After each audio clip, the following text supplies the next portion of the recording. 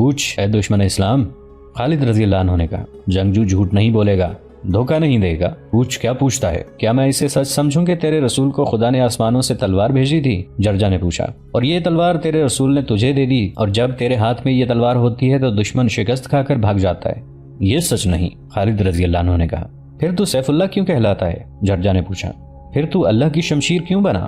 سچ یہ ہے دشمن اسلام، خالد رضی اللہ عنہ نے کہا، رسول اللہ صلی اللہ علیہ وآلہ وسلم نے میری تیغ زنی کے جوہر دیکھے تھے، تو آپ صلی اللہ علیہ وآلہ وسلم نے بے ساختہ کہا تو اللہ کی تلوار ہے۔ آپ صلی اللہ علیہ وآلہ وسلم نے مجھے اپنی تلوار انعام کے طور پر دی تھی۔ اب نکال اپنی تلوار اور تو بھی اس کا ذائقہ چکھ لے۔ اگر میں تلوار نہ نکالوں تو پھر کہو لا الہ الا اللہ محمد الرسول اللہ۔ خالد رضی اللہ عنہ نے کہا، تسلیم کرو کہ محمد صلی اللہ علیہ وآلہ وسلم اللہ کے رسول ہیں۔ میں ایسا کہنے سے انکار کر دوں تو کیا کرے گا؟ پھر تجھ سے جزیہ مانگوں گا، خالد رضی اللہ عنہ نے کہا، اور تجھے اپنی حفاظت میں رکھوں گا۔ اگر میں جزیہ دینے سے انکار کر دوں پھر نکال اپنی تلوار، خالد رضی اللہ عنہ نے کہا، اور پہلا وار کر لے کہ تجھے افسوس نہ رہے کہ وار کرنے کا تجھے موقع نہیں ملا تھا۔ جرجا کچھ دیر خاموش رہا اور خالد رضی اللہ عنہ کے منہ کی طرف دیکھتا رہا۔ اگر کوئی آج اسلام قبول کرے تو اس کو کیا درجہ دو گے؟ جرجا نے پوچھا۔ وہی درجہ جو مسلمان کا ہے، خالد رضی اللہ عنہ نے کہا۔ اسلام میں کوئی بڑا اور کوئی چھوٹا نہیں، میں تیرے مذہب میں آنا چاہتا ہوں۔ جرجا نے کہا، میں اسلام قبول کرتا ہوں۔ خالد رضی اللہ عنہ کے چہرے پر حیرت کا بڑا گہرا تاثر آ گیا۔ کیا تو اپنے ہوش و حواس میں ہے اے رومی سالار؟ خالد رضی اللہ عنہ نے پوچھا۔ ہاں ابن الولید، جرجا نے جواب دیا، مجھے اپنے ساتھ لے چل۔ خالد رضی اللہ عنہ نے اپنا گھوڑا موڑا۔ جرجا نے اپنا گھوڑا خالد رضی اللہ عنہ کے پہلو میں کر لیا اور وہ مسلمانوں کے محاذ میں آ گیا۔ خالد رضی اللہ عنہ نے اسے کلمہ پڑھایا اور وہ مسلمانوں کے محاذ میں شامل ہو گیا۔ مسلمانوں نے تکبیر کے نعرے بلند کیے اور رومی لشکر نے بڑی بلند آواز سے جرجا پر لان تان کی، لیکن جرجا پر کچھ اثر نہ ہوا۔ بڑی ہی خون ریز جنگ شروع ہونے والی تھی اور جرجا اپنے ہی لشکر کے خلاف لڑنے کے لیے تیار ہو گیا تھا۔ اگست 636 عیسوی مسلمانوں کے بڑے ہی سخت امتحان کا مہینہ تھا۔ رومیوں کا ایک سالار اسلام قبول کر کے مسلمانوں کے پاس آ گیا تھا۔ مسلمانوں نے خوشی کے نعرے تو بہت لگائے تھے، لیکن انہیں احساس تھا کہ دشمن کے ایک سالار کے ادھر آ جانے سے رومیوں کے اتنے بڑے لشکر میں ذرا سی بھی کمزوری پیدا نہیں ہوگی اور دشمن کے لڑنے کے جذبے میں بھی کوئی فرق نہیں آئے گا۔ مسلمانوں کو اتنے بڑے اور ایسے منظم لشکر کا سامنا پہلی بار ہوا تھا۔ اسلام کے لیے یہ بڑا ہی خطرناک چیلنج تھا جو اسلام کے شیدائیوں نے قبول کر لیا تھا۔ مسلمان ایک خودکش جنگ کے لیے تیار ہو گئے تھے اور یہ پہلا موقع تھا کہ مسلمان عورتیں بھی مردوں کے دوش بدوش لڑنے کے لیے تیار ہو گئی تھیں۔ انہیں ابو عبیدہ رضی اللہ عنہ نے تو یہ کہا تھا کہ خیموں کے ڈنڈے نکال لیں اور پتھر اکٹھے کر لیں اور جو مسلمان بھاگ کر پیچھے آئے اس پر پتھر برسائیں اور اس کے منہ پر ڈنڈے ماریں، لیکن عورتوں نے اپنے آپ کو جنگ میں کود پڑنے کے لیے بھی تیار کر لیا تھا۔ دونوں فوجوں کی نفری ان کے سامنے تھی۔ وہاں تو ہر مسلمان عورت میں اپنے مردوں جیسا جذبہ تھا، لیکن ان میں چند عورتیں غیر معمولی جذبے والی تھیں۔ ان میں ایک خاتون ہند اور دوسری خولہ بنت الازور خاص طور پر قابل ذکر ہیں۔ ہند کا ذکر پہلے آ چکا ہے، وہ ابو سفیان کی بیوی تھی۔ اسلام قبول کرنے سے پہلے جنگ احد میں انہوں نے اپنے قبیلے کا حوصلہ بڑھانے کے لیے میدان جنگ میں گیت گائے تھے۔ یہ گیت رزمیاں نہیں تھے اور یہ باقاعدہ جنگی ترانے بھی نہیں تھے۔ ان گیتوں میں اپنے آدمیوں کی مردانگی کو ابھارا گیا تھا اور کچھ اس قسم کے الفاظ تھے کہ تم ہار گئے تو تمہاری بیویاں تمہیں اپنے جسموں کو ہاتھ بھی نہیں لگانے دیں گی۔ ہند کا چچا اس لڑائی میں حمزہ رضی اللہ عنہ کے ہاتھوں مارا گیا تھا، تو ہند نے مشہور برچی باز وحشی کو حمزہ رضی اللہ عنہ کے قتل کے لیے کہا اور اسے انعام پیش کیا۔ وحشی کی پھینکی ہوئی برچی کبھی خطا نہیں گئی تھی۔ اس نے میدان جنگ میں حمزہ رضی اللہ عنہ کو ڈھونڈ نکالا اور تاک کر برچی ماری۔ برچی حمزہ رضی اللہ عنہ کے پیٹ میں اتر گئی اور وہ شہید ہو گئے۔ ہند دوڑی گئی اور وحشی سے کہا کہ حمزہ رضی اللہ عنہ کی لاش کا پیٹ چاک کرو۔ وحشی نے حکم کی تعمیل کی تو ہند نے حمزہ رضی اللہ عنہ کا کلیجہ نکال کر منہ میں ڈالا اور چبا کر پھینک دیا تھا۔ کچھ عرصے بعد ابو سفیان اور ہند نے اسلام قبول کر لیا اور اب اس عورت کا وہی جوش و خروش اور جذبہ اسلام کی سربلندی کی خاطر لڑے جانے والی جنگوں میں کام آ رہا تھا۔ ان کا بیٹا یزید بن ابو سفیان رضی اللہ عنہ اسلامی لشکر میں سالار تھا۔ دوسری نامور خاتون خولہ بنت الازور تھیں جو زرار رضی اللہ عنہ بن الازور کی بہن تھیں۔ زرار رضی اللہ عنہ کا ہم پہلے ذکر کر چکے ہیں، وہ خود زرہ اور قمیض اتار کر لڑا کرتے تھے۔ اس غیر معمولی دلیری کی وجہ سے زرار رضی اللہ عنہ رومیوں میں قہر اور غضب سے لڑنے والے کے نام سے مشہور ہو گئے تھے۔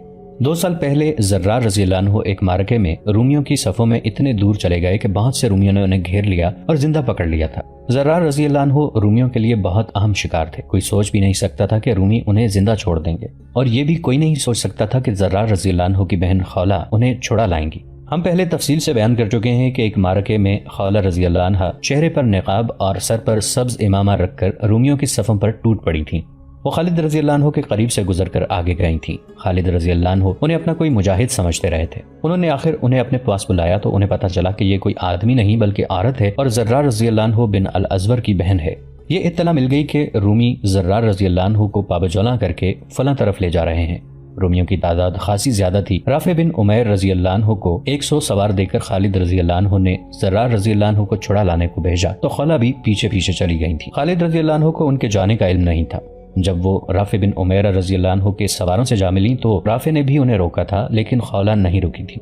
انہوں نے اپنے بھائی کو آزاد کرانے کے لیے رومیوں پر حملہ کیا تو مردوں کو حیران کر دیا تھا۔ اس طرح جان کی بازی لگا کر زرار رضی اللہ عنہ کو رومیوں سے چھڑا لیا تھا اور اپنے ساتھ لے آئی تھی۔ ان کے وہ الفاظ جو انہوں نے زرار رضی اللہ عنہ کو گلے لگا کر کہے تھے تاریخ میں محفوظ ہیں۔ میرے عزیز بھائی، میرے دل کی تپش دیکھ کس طرح تیرے فراق میں جل رہا ہے۔ اب جبکہ رومی بلند و بالا پہاڑ کی مانند سامنے کھڑے تھے تو ہند اور خولہ دوسری تمام مسلمان عورتیں صرف بیویوں اور بہنوں کی حیثیت سے بیٹھی نہیں رہ سکتی تھیں، نہ وہ اپنے فرض کو دعاؤں تک محدود کر کے رکھ سکتی تھیں۔ ہند اور خولہ عورتوں کے کیمپ میں مردانہ چال چلتی گھوم پھر رہی تھیں۔ وہ عورتوں کو لڑائی کے لیے تیار کر رہی تھیں۔ انہوں نے یہاں تک فیصلہ کر لیا تھا کہ بچوں والی عورتیں بچوں کو پیچھے پھینک کر آگے چلی جائیں گی۔ رومی سالار جرجا نے خالد رضی اللہ عنہ کے ہاتھ پر اسلام قبول کیا اور اس کے ساتھ ہی انفرادی مقابلے پھر شروع ہو گئے۔ رومی اپنے سالار جرجا کی کمی کی خفت یوں مٹانے لگے کہ وہ اپنے چنے ہوئے سالاروں کو انفرادی مقابلوں کے لیے اتارتے جا رہے تھے۔ عموماً 3-4 مقابلے ہوا کرتے تھے، لیکن مقابلوں کو ختم ہی نہیں ہونے دے رہے تھے۔ ادھر سے کوئی سالار، نائب سالار یا کماندار سامنے آ کر رومیوں کو للکارتا تو رومی اپنے کسی نامی گرامی تیغزن یا پہلوان کو آگے کر دیتے تھے۔ تقریباً ہر مقابلے میں رومی مارا گیا یا بھاگ گیا۔ خلیفہ اول ابو بکر رضی اللہ عنہ کے بیٹے عبد الرحمن رضی اللہ عنہ مقابلے کے لیے سامنے آئے۔ میں ہوں رسول اللہ صلی اللہ علیہ وآلہ وسلم کے پہلے خلیفہ ابو بکر کا بیٹا۔ عبد الرحمن رضی اللہ عنہ نے دونوں فوجوں کے درمیان گھوڑا ایک چکر میں دوڑاتے ہوئے للکار کر کہا، رومیوں، میری حیثیت کا کوئی سالار آگے بھیجو۔ تاریخ میں اس رومی سالار کا نام نہیں ملتا جو ان کے مقابلے میں آیا۔ وہ جو کوئی بھی تھا بڑی جلدی کٹ گیا تھا۔ کیا اتنے بڑے لشکر میں میرے پائے کا کوئی سالار نہیں؟ عبد الرحمن رضی اللہ عنہ بن ابو بکر رضی اللہ عنہ نے رومیوں کا للکارا۔ رومیوں کی صفوں سے کالے رنگ کا ایک گھوڑا نکلا جس کا قد اونچا نہیں تھا، سر سے دم تک لمبائی عام گھوڑوں سے زیادہ تھی۔ اس کا چمکتا ہوا جسم گھٹا ہوا اور غیر معمولی طور پر موٹا تازہ تھا۔ گھوڑا دوڑتا تو زمین ہلتی محسوس ہوتی تھی۔ وہ اپنے سوار کے قابو میں تھا، لیکن اس کی چال اور مستی ایسی تھی جیسے اپنے سوار کے قابو میں نہ ہو۔ اس کا سوار گورے رنگ کا تھا اور اپنے گھوڑے کی طرح فربا جسم تھا۔ وہ پہلوان لگتا تھا۔ اے بدقسمت جوان، رومی سالار نے للکار کر کہا، کیا تو روم کے بیٹے ایلمور کی برچی کے سامنے کچھ دیر اپنے گھوڑے پر بیٹھا نظر آتا رہے گا؟ خدا کی قسم، عبد الرحمن رضی اللہ عنہ نے اپنے گھوڑے کو ایڑ لگا کر کہا، روم والے ابھی وہ برچی نہیں بنا سکے جو ابن ابی بکر کو گھوڑے سے گرا سکے۔ ایلمور کی برچی کالے گھوڑے کی رفتار سے عبد الرحمن رضی اللہ عنہ کی طرف آ رہی تھی۔ عبد الرحمن رضی اللہ عنہ کے ہاتھ میں تلوار تھی۔ گھوڑے ایک دوسرے کے قریب آئے تو ایلمور نے رکابوں میں کھڑے ہو کر عبد الرحمن رضی اللہ عنہ کو برچی ماری، لیکن عبد الرحمن رضی اللہ عنہ نے اپنے گھوڑے کو ذرا ایک طرف کر دیا اور خود پہلو کی طرف اتنا جھک گئے کہ رومی سالار کی برچی کا وار خالی گیا۔ عبد الرحمن رضی اللہ عنہ نے وہیں سے گھوڑا موڑا اور بڑی تیزی سے ایلمور کے پیچھے گئے۔ ایلمور ابھی گھوڑے کو موڑ رہا تھا۔ عبد الرحمن رضی اللہ عنہ کی تلوار اس کی اس کلائی پر پڑی جس ہاتھ میں اس نے برچی پکڑ رکھی تھی۔ ہاتھ صاف کٹ کر بازو سے الگ ہو گیا۔ برچی اس ہاتھ سمیت جس نے اسے پکڑ رکھا تھا زمین پر جا پڑی۔ یہ زخم معمولی نہیں تھا۔ ایلمور بلبلا اٹھا۔ عبد الرحمن رضی اللہ عنہ کا گھوڑا اس کے ارد گرد دوڑ رہا تھا۔ ایلمور نے کٹے ہوئے ہاتھ والا بازو اوپر اٹھایا۔ وہ اس ٹنڈ منڈ بازو سے ابل ابر کر بہتے خون کو دیکھ رہا تھا کہ عبد الرحمن رضی اللہ عنہ کی تلوار اس کی بغل میں گہری اتر گئی۔ ایلمور نے گھوڑے کو ایڑ لگائی اور رخ اپنی لشکر کی طرف کیا۔ وہ اپنے لشکر تک نہ پہنچ سکا، راستے میں ہی گر پڑا۔ اس کا کالا گھوڑا اپنے لشکر تک پہنچ گیا۔ عبد الرحمن رضی اللہ عنہ نے ایک بار پھر رومیوں کو للکارا، لیکن خالد رضی اللہ عنہ نے انہیں پیچھے بلا لیا۔ ضروری نہیں تھا کہ عبد الرحمن رضی اللہ عنہ ہر مقابلہ جیت جاتے۔ یکے بعد دیگرے 6-7 مسلمان سالار انفرادی مقابلوں کے لیے گئے اور ان کے مقابلے میں اترنے والے رومی مارے گئے یا شدید زخمی ہو کر بھاگ گئے۔ عبد الرحمن رضی اللہ عنہ ایک بار پھر بغیر کسی اجازت کے آگے چلے گئے اور رومیوں کو للکارا۔ ایک رومی سالار ان کے مقابلے میں آیا اور واپس نہ جا سکا۔ یہ تیسرا رومی سالار تھا جو عبد الرحمن رضی اللہ عنہ کے ہاتھوں مارا گیا تھا۔ اس طرح عبد الرحمن رضی اللہ عنہ نے 3 رومی سالاروں کو مار ڈالا۔ خالد رضی اللہ عنہ نے انہیں سختی سے کہا کہ وہ اب آگے نہ جائیں۔ اب کوئی آگے نہیں جائے گا۔ رومی سالار اعلیٰ مہان نے حکم دیا اور اپنے ساتھ کے سالاروں سے کہا، اگر یہ مقابلے جاری رہے تو ہمارے پاس کام کا کوئی ایک سالار بھی نہیں رہ جائے گا۔ کیا ہمیں اعتراف نہیں کر لینا چاہیے کہ ہمارے پاس کوئی ایسا سالار یا کوئی ایسا آدمی موجود نہیں جو دو بدو مقابلے میں مسلمانوں کو شکست دے سکے؟ اگر ہم اپنے سالاروں کو اسی طرح مرواتے چلے گئے تو اپنے لشکر پر اس کا بہت برا اثر پڑے گا۔ بہت برا اثر پڑ رہا ہے، ایک تجربہ کار سالار نے کہا۔ میدان میں دیکھیں، صرف ہمارے سالاروں اور کمانداروں کی لاشیں پڑی ہیں اور مسلمان ہمیں تانے دے رہے ہیں۔ ہم اتنا لشکر کیوں لائے ہیں؟ ان چند ہزار مسلمانوں کو ہم اپنے گھوڑوں کے قدموں تلے کچل دیں گے، ان کی لاشیں پہچانی نہیں جائیں گی۔ ہمیں پورے لشکر سے ایک ہی بار حملہ کر دینا چاہیے، قلب کے ایک سالار نے کہا۔ نہیں، مہان نے کہا، مسلمانوں سے اتنی بار شکست کھا کر بھی تم مسلمانوں کو نہیں سمجھے۔ مسلمانوں کی جتنی نفری کم ہوتی ہے، یہ اتنے زیادہ خطرناک ہوتے ہیں۔ میں پہلا حملہ ذرا کم نفری سے کروں گا اور دیکھوں گا کہ یہ اپنے آپ کو بچانے کے لیے کیا طریقہ اختیار کرتے ہیں۔ آدھا دن گزر گیا، سورج سر پر آ گیا تھا، اگست کی گرمی اور حبس کا عروج شروع ہو چکا تھا۔ مہان نے اتنی ہی نفری حملے کے لیے آگے بڑھائی جتنی مسلمانوں کی تھی۔ یہ اس کے اپنے لشکر کی نفری کا چوتھا حصہ تھا، یعنی تقریباً 40,000۔ یہ تمام نفری پیادوں کی تھی۔ جب یہ نفری رومیوں کی دفوں کی تال پر آگے بڑھی تو لگتا تھا جیسے طوفانی سمندر کی موجیں پہلو بے پہلو بپھری ہوئی غراتی ہوئی اپنے ساتھ سب کچھ بہا لے جانے کو آ رہی ہوں۔ اسلام کے پاسبانوں، کسی مجاہد کی گرجدار للکار بلند ہوئی۔ آج کا دن تمہارے امتحان کا دن ہے، اللہ تمہیں دیکھ رہا ہے، اللہ ہمارے ساتھ ہے۔ مسلمانوں کی صفوں سے تکبیر کے نعرے گرجے۔ اگلی صف میں جو لمبی برچیوں والے تھے اور جو تیر انداز تھے وہ تیار ہو گئے۔ ایک ایک تیر کمانوں میں چلا گیا، برچیاں تن گئیں۔ ہر مجاہد کی زبان پر اللہ کا نام تھا، بعض کسی نہ کسی آیت کا ورد کر رہے تھے۔ رومی پیادوں کا سیلاب قریب آیا تو اسلام کے نیزہ بازوں نے بڑھ بڑھ کر برچیوں کے وار شروع کر دیے۔ آگے والے رومی گرتے تھے تو پیچھے والے انہیں رونتے ہوئے آگے بڑھتے۔ نیزہ بازوں کا کام کچھ تو تیر اندازوں نے آسان کر دیا تھا۔ رومی ابھی برچیوں کی زد سے دور ہی تھے کہ ان پر تیر اندازوں نے تیروں کا می برسا دیا تھا۔ رومیوں نے تیروں کو ڈھالوں پر لینے کی کوشش کی تھی، پھر بھی کئی رومی تیروں کا شکار ہو گئے۔ اس سے رومیوں کی پیش قدمی کی رفتار سست ہو گئی۔ آگے آئے تو مسلمانوں کی برچیوں نے انہیں چھلنی کرنا شروع کر دیا، لیکن ان رومیوں کا حملہ مسلمانوں کے سارے محاذ پر نہیں بلکہ 11 میل لمبے محاذ کے تھوڑے سے حصے پر تھا۔ اتنے تھوڑے حصے پر اتنی زیادہ نفری کا حملہ روکنا آسان نہیں تھا۔ رومی پیادے آگے بڑھے آ رہے تھے، حالانکہ ان کا نقصان خاصا زیادہ ہو رہا تھا۔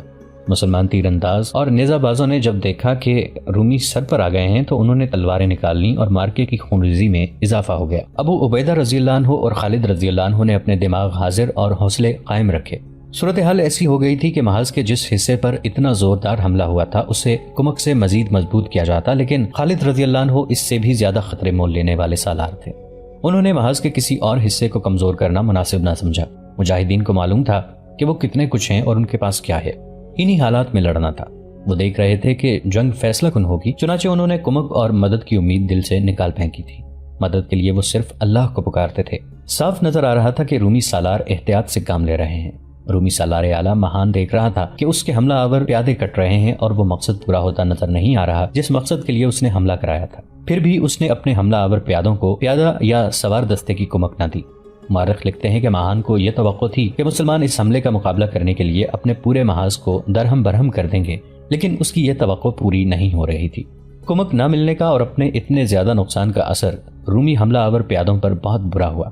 قریب ہی تھا کہ وہ خود ہی پیچھے ہٹ جاتے کہ ان کے سالار نے انہیں پیچھے ہٹا لیا۔ اس کی ایک وجہ یہ بھی تھی کہ سورج غروب ہو رہا تھا۔ وہ منظر جذباتی سا تھا جب مجاہدین جو اپنی جگہ سے آگے چلے گئے تھے واپس آئے۔ ان کی عورتیں ان کی طرف دوڑ پڑیں، وہ اپنے خامندوں کو پکار رہی تھیں۔ انہوں نے اپنے مردوں کو گلے لگا لیا اور جو زخمی تھے ان کی باقاعدہ مرہم پٹی کرنے سے پہلے اپنی اوڑھنیاں پھاڑ پھاڑ کر ان کے زخم صاف کیے اور ان پر اوڑھنیوں کی پٹیاں باندھ دی۔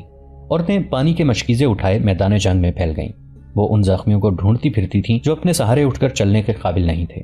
عورتوں کے انداز میں والہانہ پن اور دیوانگی سی تھی۔ وہ شدید زخمی ہونے والوں کو پانی پلاتی، ان کے زخموں پر اپنے کپڑے پھاڑ کر پٹیاں باندھتی اور انہیں اٹھا کر اپنے سہارے پیچھے لا رہی تھیں۔ شام گہری ہو گئی تو میدان جنگ میں مشعلیں نظر آنے لگیں۔ عورتوں کے ساتھ مجاہدین بھی اپنے شدید زخمی اور شہید ساتھیوں کو ڈھونڈ رہے تھے۔ ان کے حوصلے بلند تھے، انہوں نے بڑا ہی شدید حملہ بیکار کر دیا تھا۔ میدان جنگ میں رومیوں کی لاشیں دیکھ کر ان کے حوصلے اور جذبے کو مزید تقویت ملی۔ مسلمانوں کے مقابلے میں رومیوں کا نقصان بہت زیادہ تھا۔ بہت سے رومی ایک گروہ یا جیش کی صورت میں مشعلیں اٹھائے آگے آئے۔ وہ اپنے زخمیوں کو اور اپنے اپنے ساتھیوں کی لاشوں کو اٹھانے آئے تھے۔ وہ ایسی ترتیب اور ایسے انداز سے چلے آ رہے تھے جیسے حملہ کرنے آ رہے ہوں۔ مسلمان جو اپنے زخمیوں کو اٹھا رہے تھے تلواریں نکال کر ان پر ٹوٹ پڑے۔ اچھا خاصا مارکا ہوا۔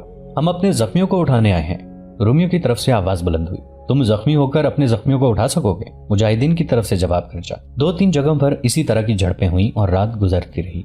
اسی وقت رومی سالار اعلیٰ مہان نے سالاروں کو اپنے سامنے بٹھا رکھا تھا۔ اپنے آپ کو دھوکے میں نہ رکھو، وہ کہہ رہا تھا۔ ہم اپنے حملے میں بری طرح ناکام ہوئے ہیں، کیا کوئی بتا سکتا ہے کہ اس کی وجہ کیا ہے؟ میرا خیال ہے کہ ہمارے سپاہیوں نے اپنے اوپر مسلمانوں کا خوف طاری کر رکھا ہے، ایک سالار نے کہا۔ نہیں، مہان نے کہا، ہماری صفوں میں اتحاد نہیں، مسلمان ایک ہیں، وہ بھی مختلف قبیلوں کے ہیں لیکن وہ سب اپنے آپ کو مسلمان سمجھتے ہیں۔ انہوں نے اپنے آپ کو اسلام کے رشتے کا پابند کر لیا ہے، اس عقیدے نے انہیں یکجان کر دیا ہے۔ ہم میں یہ اتحاد نہیں، کئی ایک علاقوں اور کئی ایک قبیلوں کے لوگ ہمارے ساتھ ملے ہیں لیکن ہمارے درمیان کوئی ایسا رشتہ نہیں جو ہم سب کو متحد کر سکے۔ ایک رات میں اتحاد پیدا نہیں کیا جا سکتا سالار اعلیٰ، ایک پرانے سالار نے کہا۔ ہمارے درمیان اتحاد نہ ہونے کا یہ مطلب تو نہیں کہ ہم ایک دوسرے کو پسند نہیں کرتے، ہمیں انہی حالات میں لڑنا ہے۔ ہاں، مہان نے کہا، ہمیں انہی حالات میں لڑنا ہے، میں مایوس نہیں، ہمیں کوئی طریقہ اختیار کرنا پڑے گا۔ کل صبح ہم اس وقت مسلمانوں پر حملہ کریں گے جب وہ حملہ روکنے کے لیے تیار نہیں ہوں گے اور یہ ان کی عبادت کا وقت ہوگا۔ تقریباً ان تمام مورخوں نے جنہوں نے جنگ یرموک کو تفصیل سے بیان کیا ہے، مہان کا اگلی صبح کے حملے کا پلان اس طرح لکھا ہے کہ مسلمانوں کے قلب پر حملہ کیا جائے گا جو دھوکہ ہوگا۔ اس کا مقصد یہ ہوگا کہ قلب یعنی مسلمانوں کے درمیانی دستوں کو، جن میں مرکزی کمان بھی تھی، لڑائی میں الجھا کر یہیں روک کر رکھا جائے گا۔ اس سے فائدہ یہ اٹھایا جائے گا کہ مسلمانوں کا مرکز اپنے دائیں بائیں کی طرف توجہ نہ دے سکے۔ مہان کے پلان کے مطابق اصل حملہ مسلمانوں کے پہلوؤں پر کرنا تھا، جس کا مقصد یہ تھا کہ پہلوؤں کے دستوں کو بکھیر کر ختم کیا جائے اور اگر مسلمان مقابلے میں آ جائیں تو ان پر ایسا دباؤ ڈالا جائے کہ وہ اپنے قلب کی طرف اکٹھے ہو جائیں۔ اس صورت میں ان پر پہلوؤں اور عقب سے حملہ کیا جائے۔ پلان بڑا خطرناک تھا، رومیوں کی نفری اتنی زیادہ تھی کہ اس کے بلبوتے پر اپنے پلان کو وہ کامیاب کر سکتے تھے۔ جاؤ اور اپنے دستوں کو صبح کے حملے کے لیے تیار کرو، مہان نے کہا، لیکن تیاری ایسی خاموشی سے ہو کہ پتہ نہ چلے، مسلمانوں کے جاسوس ہمارے ارد گرد موجود رہتے ہیں۔ رات کو ہی مہان نے اپنا خیمہ اکھاڑ دیا اور ایک چٹان کی سب سے اونچی چوٹی پر لے جا کر نصب کرایا۔ وہاں سے تمام تر محاذ کو وہ دیکھ سکتا تھا۔ اس نے تیز رفتار گھوڑوں والے قاصد اپنے ساتھ رکھ لیے اور اپنا حفاظتی دستہ بھی اپنے ساتھ لے گیا۔ دستے کی نفری 2000 تھی۔ دونوں طرف کی فوجوں کے درمیان 1.5 میل کا فاصلہ تھا۔ خالد رضی اللہ عنہ نے حسب معمول دشمن کی نقل و حرکت پر نظر رکھنے اور اطلاع دینے کے لیے اپنے آدمی آگے بھیج رکھے تھے، لیکن دشمن کے محاذ کی صورت ایسی تھی کہ قریب جا کر کچھ دیکھنا ممکن نہ تھا۔ اپنے آدمی بلندیوں سے دیکھتے رہتے تھے۔ مسلمان فجر کی نماز پڑھ رہے تھے۔ آگے کیا ہوا، ایک آدمی دوڑتا آیا اور خالد رضی اللہ عنہ کو بتایا کہ رومی تیار ہو کر ترتیب میں آ رہے ہیں۔ ترتیب کیسی ہے؟ خالد رضی اللہ عنہ نے پوچھا۔ ترتیب حملے کی معلوم ہوتی ہے، جاسوس نے جواب دیا۔ پہلے دف بجے تھے، پھر ان کے دستے بڑی تیزی سے ترتیب میں آ گئے۔ سوار گھوڑوں پر سوار ہو چکے ہیں، ہو نہیں سکتا کہ رومی کہیں اور جا رہے ہوں، خالد رضی اللہ عنہ نے کہا۔ وہ حملے کے لیے آ رہے ہیں۔ خالد رضی اللہ عنہ کچھ پریشان بھی ہوئے لیکن وہ حوصلہ ہارنے والے نہیں تھے۔ تیاری کا وقت نہیں تھا۔ اگر رومی تیار تھے تو انہوں نے مسلمانوں کو اس حالت میں آ دبوچنا تھا جب وہ تیاری کر رہے تھے۔ انہوں نے بڑی تیزی سے تمام سالاروں کو اطلاع بھجوا دی کہ دشمن کا حملہ آ رہا ہے۔ مسلمان جب تیار ہو رہے تھے اس وقت رومی لشکر اپنے محاذ سے چل پڑا تھا۔ اس کی رفتار خاصی تیز تھی۔ رومی سالاروں کو توقع تھی کہ وہ مسلمانوں کو بے خبری میں جا لیں گے، لیکن وہ جب قریب آئے تو مسلمان تیار تھے۔ وہ خلاف توقع اتنی جلدی تیار ہو گئے تھے۔ خالد رضی اللہ عنہ نے انہیں لمبا چوڑا حکم نہیں بھیجا تھا، نہ کوئی ہدایت جاری کی تھی، صرف اتنا پیغام دیا تھا کہ دشمن کا حملہ آ رہا ہے، اپنے اپنے محاذ پر تیار رہو۔ صبح کا اجالا سفید ہو رہا تھا۔ رومی سیلاب کی طرح بڑھے آ رہے تھے۔ ان کا رخ مسلمانوں کے قلب کی طرف تھا۔ ان کے بہت سے دستے دائیں اور بائیں پہلو کی طرف سے بھی آ رہے تھے، لیکن معلوم یہی ہوتا تھا کہ وہ حملہ قلب پر کریں گے۔ خالد رضی اللہ عنہ نے اپنے قلب کے دستوں کو آگے بڑھ کر دشمن کا استقبال کرنے کا حکم دیا۔ انہوں نے دفاع کا طریقہ وہی اختیار کیا کہ برچی بازوں اور تیر اندازوں کو آگے رکھا گیا۔ رومی جو اس امید پر بہت تیزی سے آ رہے تھے کہ مسلمان بے خبر ہوں گے اور یہ بڑی آسان فتح ہوگی، مسلمانوں کو ہر لحاظ سے تیار دیکھ کر ذرا سست ہو گئے اور ان کے قدم رکنے لگے۔